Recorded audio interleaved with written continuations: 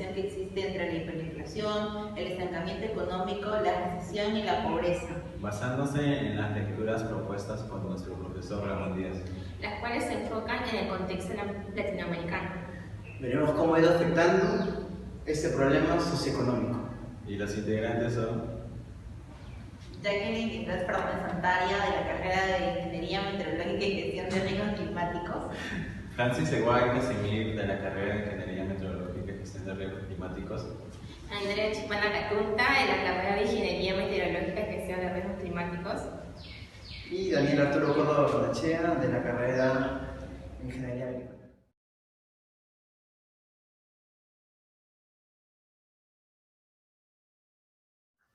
A continuación, empezaremos a explicar el estancamiento económico.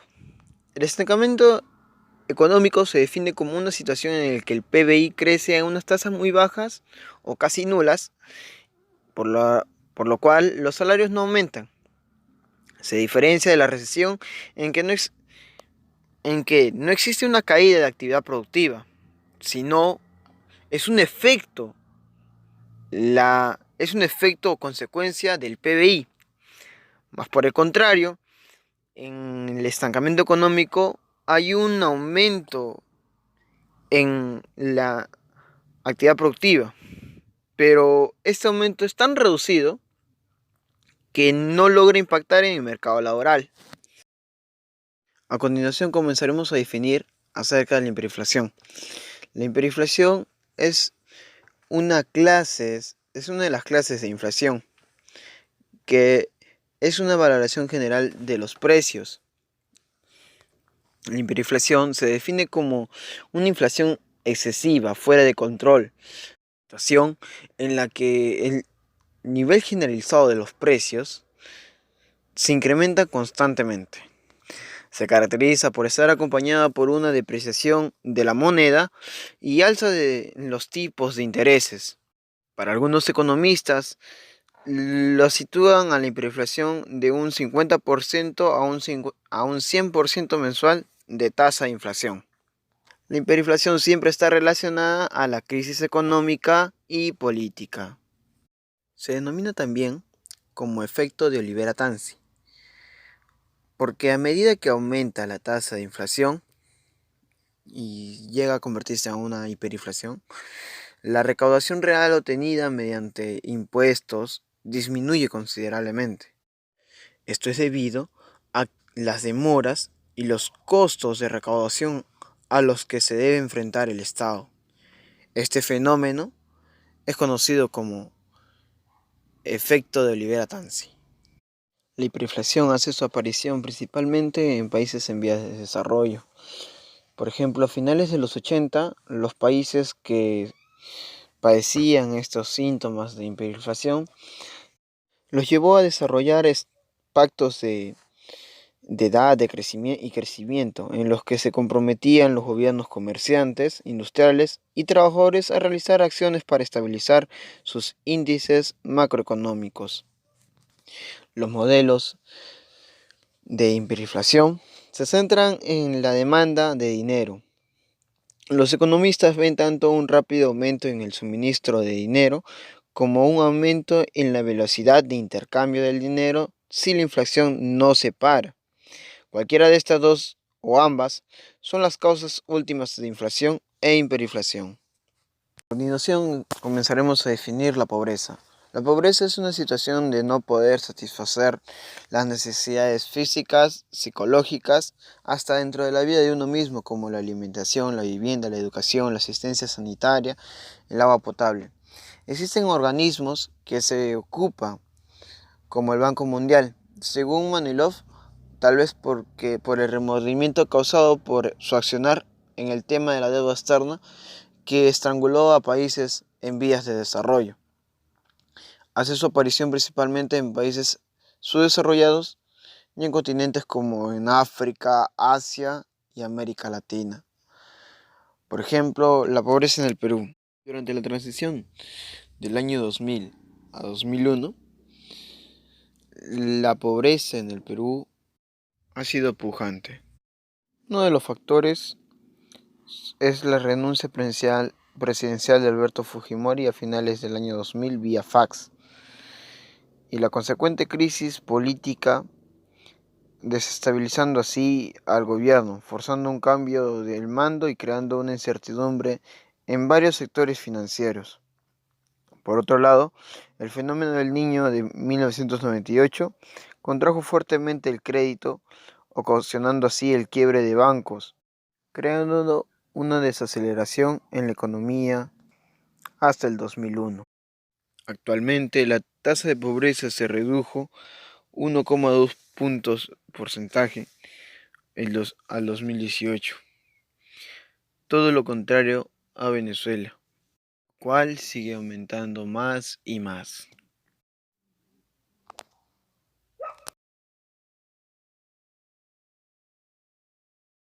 Tras la Segunda Guerra Mundial, ¿qué trajo a América Latina? Crecimiento económico, acompañado de un alto grado de inestabilidad y desequilibrio en aumento. Además también una fase creciente entre sus diferentes países, hasta que en 1980 se caracterizó por un aumento en la crisis y estancamiento económico. Estas forzaron a un replanteamiento en la economía de América Latina. El crecimiento de los precios y las exportaciones y la disminución de las importaciones latinoamericanas primero y después la conflictiva situación mundial forzaron a que los organismos oficiales intervinieran en los mercados y en los demás sectores de la economía para acelerar la industrialización y así obtener la independencia económica y promover el replanteamiento de la economía de América Latina. Bien, a continuación pasaremos a ver los estudios previos. Como estudios previos vamos a tomar en base a México. México experimentó un crecimiento económico desde 1934 hasta 1970, sin ninguna crisis de gran envergadura, el cual se larga con altas y bajas hasta 1981. No obstante, la pobreza en términos absolutos siguió creciendo en casi todo el periodo. Entonces, además, tenemos entendido que en América Latina siempre ha existido un crecimiento económico. Entonces, ¿cómo es que se llega a una crisis de gran envergadura? Ante ello, dilucidaremos una de las hipótesis de que es muy posible que las relaciones de poder sean las que han influido de manera determinante en el reparto desigual de los frutos de crecimiento. En otras palabras, en México ha existido una regulación de la pobreza a través de las instituciones políticas fundamentales vinculadas al control social de la población de trabajadores durante el periodo de crecimiento sostenido, lo cual lleva a una dependencia, y esa dependencia lleva a una dejadez. La curva de Phillips es una representación gráfica que muestra la relación entre desempleo e inflación. Establece que un aumento del desempleo reduce la inflación y viceversa. La disminución del desempleo se asocia con una mayor inflación. Sin embargo, esta relación que describe la curva de Phillips pierde validez en el largo plazo. En la actualidad, los estudios no muestran tal relación entre inflación y desempleo y depende del ciclo económico. No obstante, se sigue utilizando la curva de Phillips a 3, 6 y 12 meses. Cultura de la inflación. Debido a que la inflación en algunos países no es del tipo coyuntural, sino cultural, los problemas coyunturales sí tienen solución en el campo de las ciencias económicas. No pasa lo mismo con la inflación cultural. Las medidas para su contención desde la economía durarán un tiempo hasta que algún político en el poder vuelva a interpretar aquellas frases tan nuestras que dicen: un poco de inflación es bueno para el crecimiento, o un poco de inflación no es malo. La solución de fondo provendrá de la mejora en la calidad del liderazgo y en la calidad de los niveles culturales y de educación. Teoría de la inflación. La explicación generalmente aceptada es que la inflación es causada por el exceso de dinero en circulación, tal y como señala el famoso economista Milton Friedman. La inflación ocurre cuando la cantidad de dinero se eleva apreciablemente en forma más veloz que como lo hace la producción, y cuanto más rápido sea el aumento en la cantidad de dinero por unidad producida, mayor será la tasa de inflación. Desempleo. Hace referencia a la situación del ciudadano que carece de empleo y por lo tanto de salario. Por extensión, es la parte de la población en edad, condiciones y disposición de trabajar, que carece de un puesto de trabajo. Una de las formas de medición del desempleo es la tasa de desempleo, que se expresa como el cociente del total de desempleados sobre la población activa expresada como porcentaje. Populismo macroeconómico. La experiencia histórica nos indica que el populismo macro se enfoca en el crecimiento económico y la distribución del ingreso como ejes de su política económica, en muchos casos a expensas del balance fiscal y la inflación. Es decir, la política macroeconómica es entendida como el uso dispendioso de los recursos públicos. Como se muestra en el siguiente cuadro, los ejemplos históricos de lo anterior son las administraciones de Lázaro Cárdenas, Getúlio Vargas, Alan García, Allende, Luis Echeverría, Correa y más recientemente Hugo Chávez y Maduro. El común denominador de estas políticas es que siempre fallan.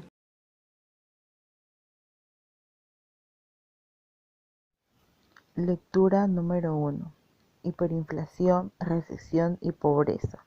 Los problemas que golpean a Venezuela. En esta noticia se abarca el difícil panorama en el que se encuentra Venezuela, que incluye una recesión económica, hiperinflación, enormes tasas de desempleo y escasez de alimentos.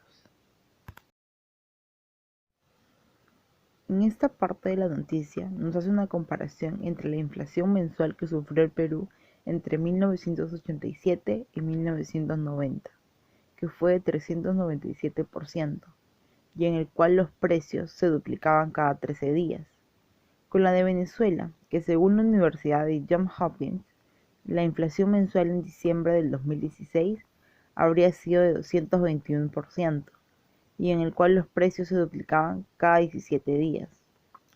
También nos habla sobre que el desempleo es otra de las consecuencias de crisis pronunciadas. Por ejemplo, este indicador casi se duplicó en el Perú al pasar de 4,8% en 1987 a 8,3% en 1990.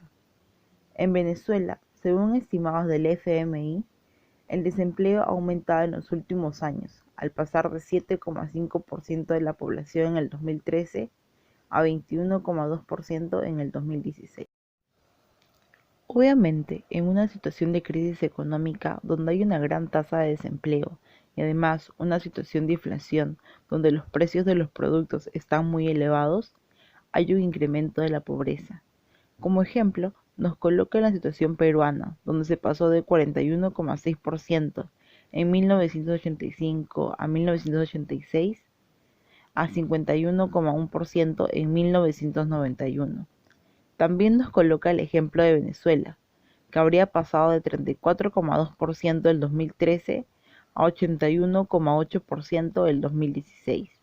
Esto obviamente afectaría la alimentación de las personas.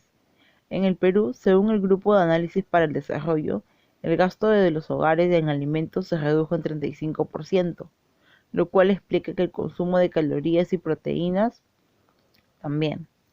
Mientras tanto, en Venezuela, cifras de las encuestas de condiciones de vida del 2016 también revelan que los hogares que hacen 2 comidas o menos al día aumentaron de 11,3% en 2015 a 32,5% en 2016, y que el 72,7% de los venezolanos perdió en promedio 8,7 kilos en el último año.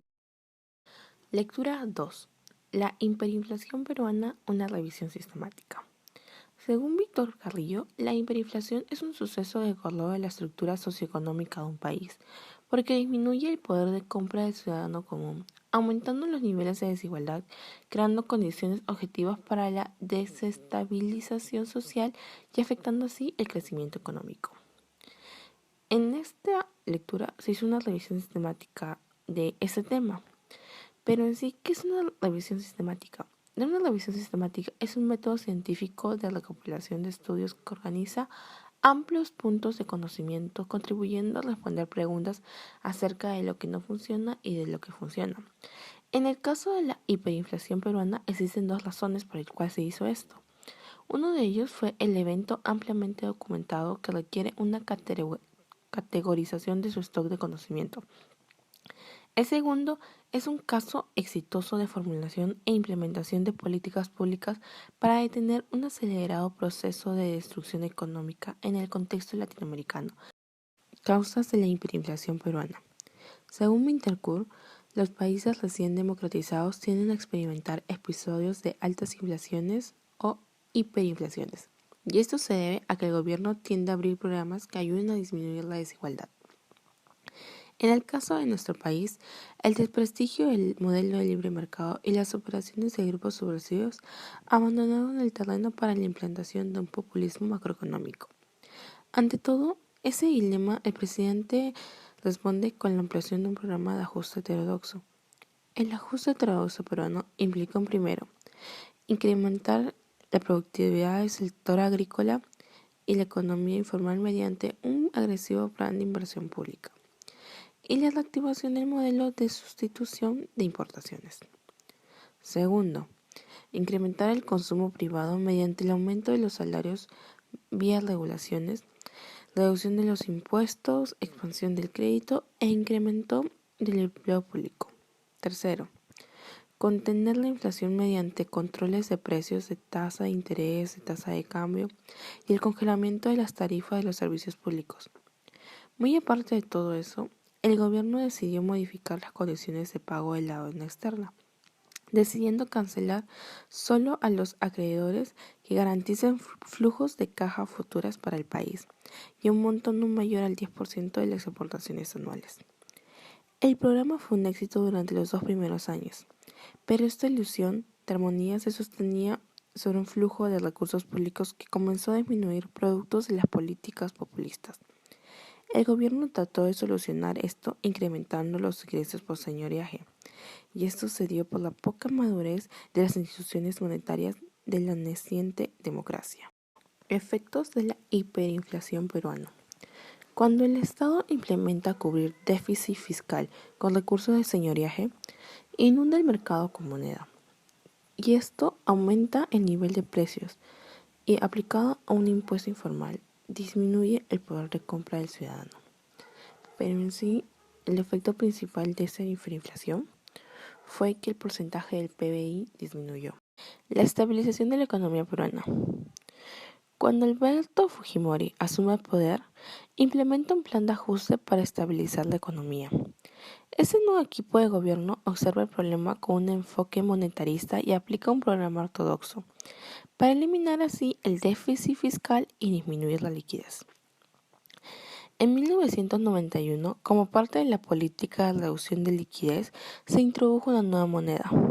Pero en conclusión, este gobierno abandonó el enfoque populista y disminuyó el déficit, contrayendo el gasto y aumentando el ingreso. El éxito económico peruano, las reformas de largo plazo.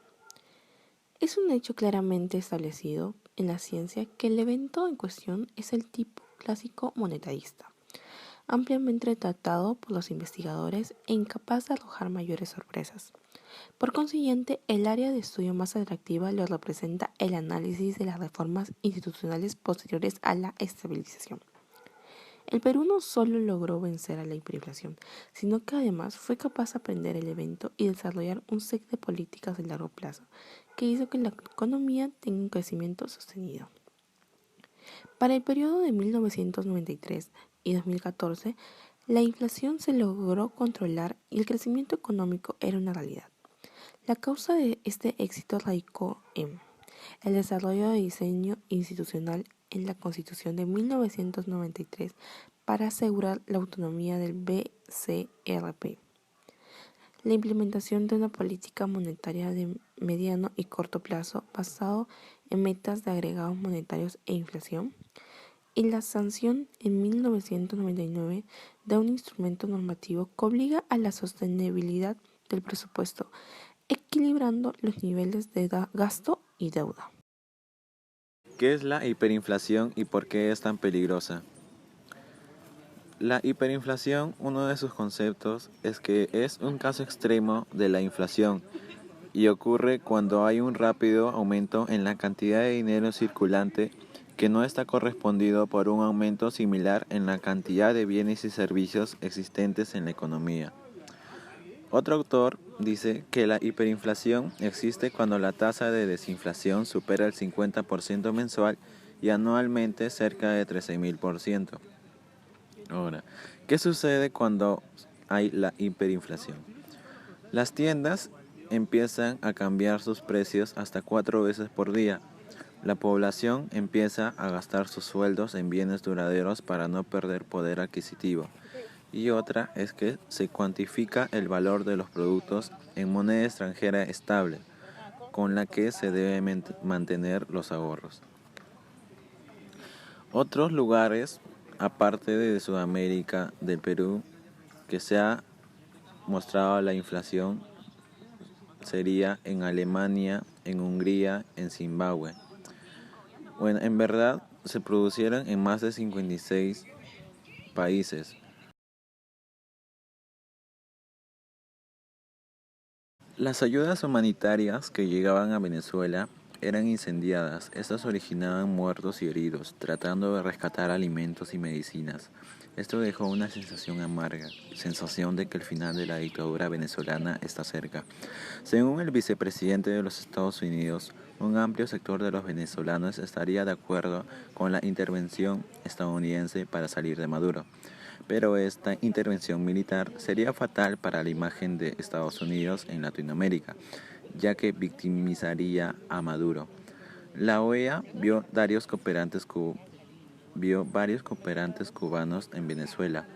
Algunos analistas creen que Estados Unidos podría repetir el operativo militar que ejecutó en Panamá, pero Venezuela obviamente no es Panamá. Respecto a esto, el presidente de Brasil dijo: Maduro caerá, pero es muy importante que su expulsión sea legítima y que Latinoamérica saque las lecciones de su fracaso.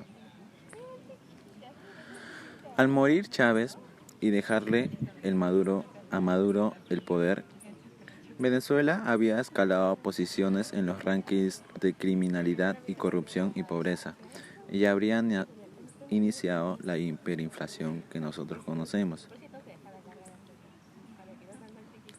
Pero hay varios que sostienen que el responsable de la crisis humanitaria venezolana es Maduro, y no el modelo económico y político que impulsó Chávez desde inicios de su mandato para instaurar un régimen socialista en 1999. Pese a esto, la economía empezó a naufragar. Lectura número 5. El peligro del populismo macroeconómico en América Latina. ¿Colombia es la excepción? Este artículo se basa en que el populismo macroeconómico no es reciente en América Latina, sino más bien se ha aplicado en varias ocasiones en distintos momentos de la historia económica. Los gobiernos de Argentina, Chile, Perú y Venezuela han recurrido a la utilización de políticas fiscales, monetarias y la sobrevaloración de la moneda para acelerar el crecimiento y redistribuir el ingreso, y el resultado de esto es una crisis económica y una inflación. Estos casos prueban que el populismo macroeconómico es la causa de la regla de la hiperinflación y la inestabilidad macroeconómica en América Latina.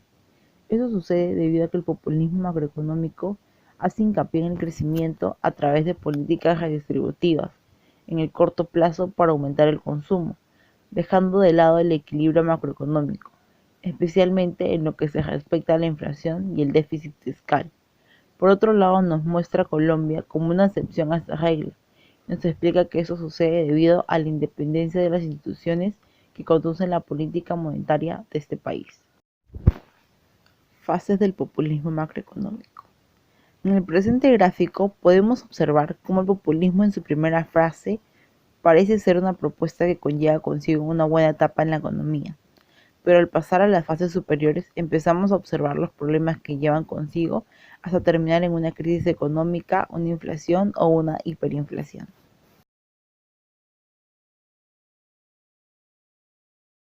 Conclusiones de la lectura número 1. Según con los casos anteriores, en países como Argentina, Chile, Perú y Venezuela, donde se desarrolló el populismo macroeconómico, el resultado de esto es una crisis económica, llegando al punto de convertirse en una hiperinflación. Esto debido a que no hay independencia de las instituciones encargadas de la economía de estos países. Conclusión de la lectura número 2. La evidencia recolectada sugiere dos líneas de investigación sobre el evento hiperinflacionario ocurrido en Perú entre 1988 y 1991. La primera línea se desarrolla entre los años 1991 y 2013 y se dedicó más que nada a entender la crisis, identificando los determinantes del plan de estabilización del fenómeno.